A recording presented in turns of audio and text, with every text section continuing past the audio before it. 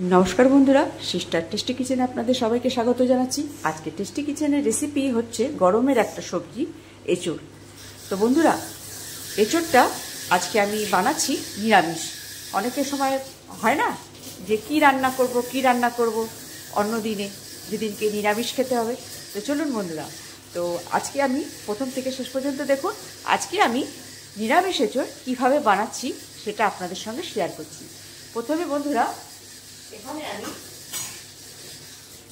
এঁচোড়টাকে এরকম ছোট ছোট করে পিস করে কেটে নিয়েছি। আর এই যে আলু নিয়েছি, হালকা করে ভাপিয়ে এই এঁচোড়ের যে কষটা সেটা আমি একটুখানি সরিয়ে দিয়েছি, হালকা করে ভাপিয়ে নিয়ে তারপরে এটা কড়াইতে আমি তেল দিয়েছি।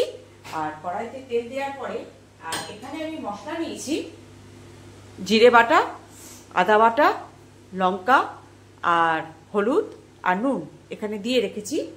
তো আর ফোড়ন দেব তেজপাতা আর গোটা জিরে ফোড়ন দিয়ে এটাকে আমি চাপাবো। ওই যে গোটা জিরে ফোড়ন দিয়ে দিল, আবার তেজপাতাটাও ফোড়ন দিয়ে দেবে। এইবারে তারপরে এই মশলাটা দিয়ে দেবে। এই কি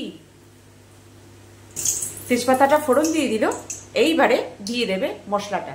মশলার মধ্যে আছে জিরে, আদা আর হলুদ আর নুন আর লঙ্কা। এইটা দিয়ে ফোড়ন দিয়ে এবার কষে নেবে ভালো করে।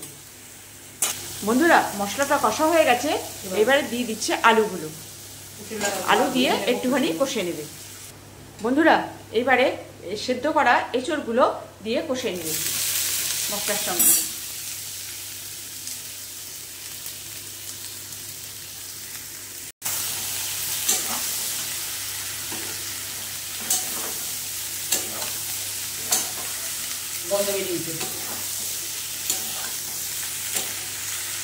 বন্ধুরা, এই এঁচোড়টা দিয়ে এবার কষা হয়ে গেছে, এবার দিয়ে দেবো জল।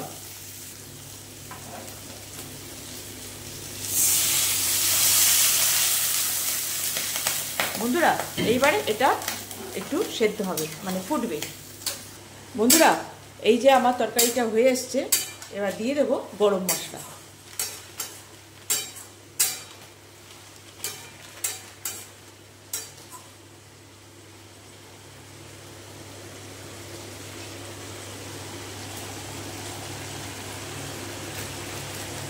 গরম মশলাটা দিয়ে একটু নাড়িয়ে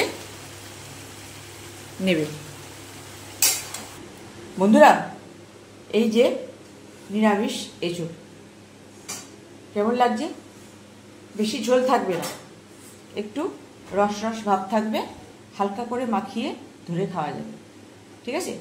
আর আপনারা যদি চান তাহলে একটুখানি জল দিয়ে ঝোল রেখে কাজ করতে পারবেন, যদি ঝোল পছন্দ করেন।